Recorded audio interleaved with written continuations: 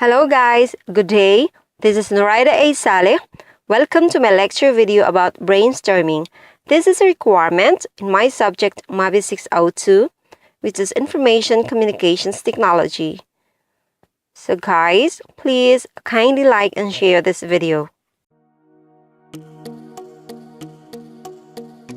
Brainstorming is a strategy used to generate a number of ideas to help solve a particular problem. The technique has been around for over 70 years and still used today to engage students in solving a range of problems. Techniques vary, but there is a general structure to follow when developing brainstorming sessions. After the problem or issue is presented, students are organized into groups to brainstorm all possible ideas which could solve the problem. Discussion of these ideas takes place after the brainstorming session ends, usually after a defined period of time. Each idea will be discussed and considered. Some ideas will be eliminated, and the final list will be ranked for possible use as a solution towards solving the problem.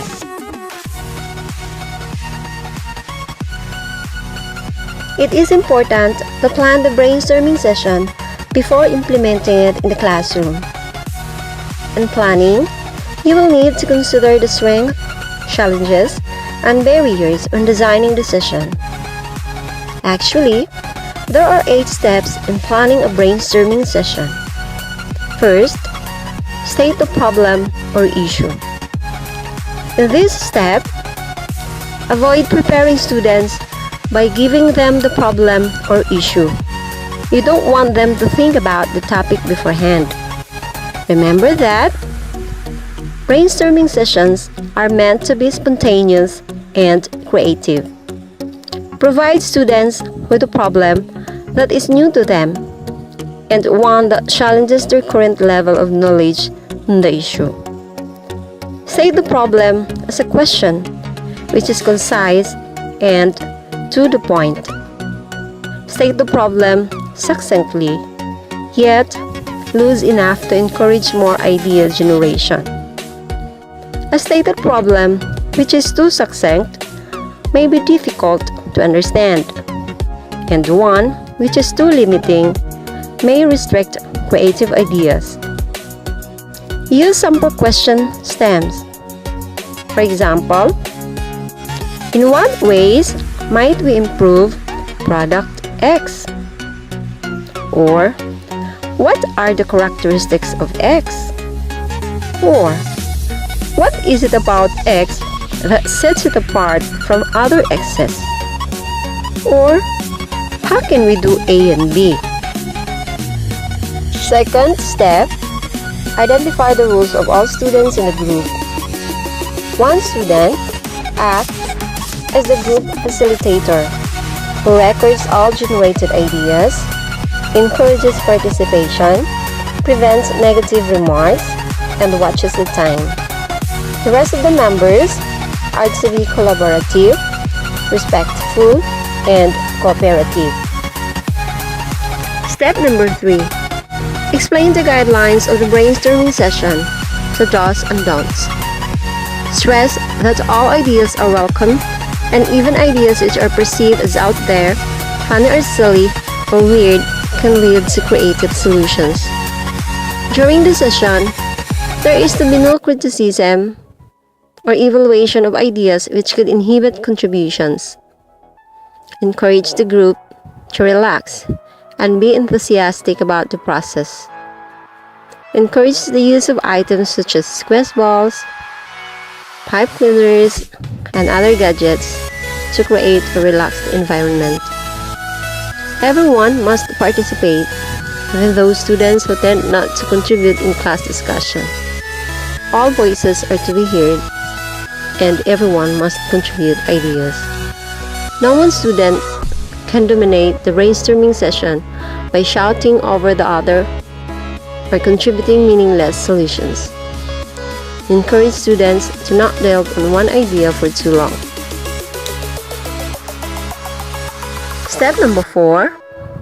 Keep the group manageable. like 8 to 12 people works well. But generally, more people in a group can lead to more ideas being generated. However, it may be difficult to manage large groups in a classroom setting. Anyway, just experiment to see what works well in your classroom. Because, too many people could intimidate those who tend not to participate from offering their ideas. Step number 5.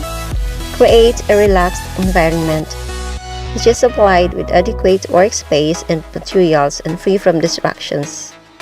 Provide necessary tables, chairs, paper and writing instruments, whiteboard and markers, flip chart, or concept mapping software such as Inspiration or Smart Ideas. Provide background music unless students find it distracting. Ask students to refrain from annoying mannerisms such as leg swinging, gum chewing, and pen twirling, which can interfere with other students' concentration. Announce that all cell phones and electronic devices be turned off. Step number 6. Create heterogenic groups. Groups should consist of students who vary in experiences, backgrounds, knowledge, and academic disciplines. This is because a varied group of students will suggest more varied and unique ideas and suggestions. Step number 7. Rank the generated ideas and suggestions. After the designated time frame is over, students should begin to evaluate and rank all of the ideas generated during the brainstorming session. Suggest that students create a list of criteria used to evaluate the ideas. They should work toward a final list of 3 to 5 highly possible solutions to the problem. Criteria should be given scores, with 5 being a perfect score to 0, which would indicate that the idea does not meet any of the criteria. Criteria also can be established before the actual brainstorming begins. Then sticky notes are helpful and can be moved when chunking and categorizing ideas. The last step is to review the brainstorming session. It is important to provide some form of follow-up through the brainstorming session as a sort of follow-through to support student effort. Even if their suggested solutions are not used, it is good to practice to provide feedback, like thanking the students for their efforts will prove to them that their work is valued, and encourage them to participate in a future brainstorming activity. The final report should include the following elements: 1. Statement of the original problem. 2. Criteria and scale used to evaluate the brainstorming ideas. 3. All ideas generated during the brainstorming session. 4. Criteria and rating scales used to evaluate the generated ideas. 5. Final rated items under scores. 6. Relevant comments and further ideas provided by students during the rating process. And the last one, how final rated items are used. Like provide feedback with explanation if the final rated items are not used. Now let us discuss the 6 strengths of brainstorming. First, provides a quick and easy class activity. Brainstorming sessions can be effectively used in the classroom. However, they do require meaningful planning time for ultimate success. Second, contributes to classroom collective power. Brainstorming sessions allow individual students' voices to become one with the group's voice. The final ideas are generally identified through consensus. Third, create a student-centered activity. Students direct a group in which they generate their own ideas, develop rating criteria, and are responsible for group dynamics. Fourth, supports learning in a relaxed environment. students are able to collaborate in a relaxed, informal learning environment. Fifth, strengthens problem-based learning. Brainstorming is a problem-solving activity where students build on or develop higher-order thinking skills. The last one, encourages creative thought. Brainstorming encourages students to think creatively, encouraging all students to share their ideas no matter how far out there they may seem. So we are done with the strength of brainstorming. Now let us proceed to the challenges of brainstorming. First, keeping the session from being just a chat session. The moderator should direct the session to keep students on task. Second, ensuring students collaborate rather than compete with one another in generating ideas. Walk around the room and listen for inappropriate group behavior. Third, encouraging students to build on each other's ideas to help them build their critical thinking skills.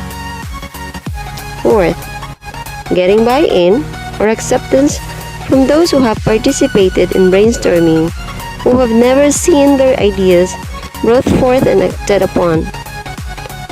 Work forward from this point with any student who may be in this category and remark on their contribution, both to them personally, their group, and to the whole class. Next, getting quiet or independent students to actively participate.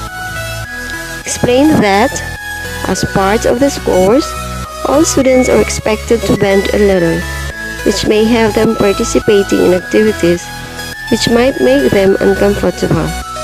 Never force someone who is adamant about a particular situation. Instead, coax those who are hesitant at first by creating a trusting and caring classroom environment from the beginning of the semester or the school year. This approach can help students be more accepting of change and those who tend to feel uncomfortable working with others. Then, helping groups to move forward if they are stuck and not able to generate ideas. We convene the group to review the problem or issue or provide an example of a possible solution. And the last one, reaching consensus. Getting students to reach consensus becomes less of a problem if all students are given equal time to provide input, feel comfortable as a valued member of the group, and are respected for their points of view. Now let us summarize the lesson. Brainstorming sessions can be a useful strategy to encourage genuine collaboration and interaction in the classroom. Putting together a well-stated problem and careful planning strategies can lead to meaningful idea generation and idea building, which can be used in solving problems or addressing specific course-related issues. Thank you!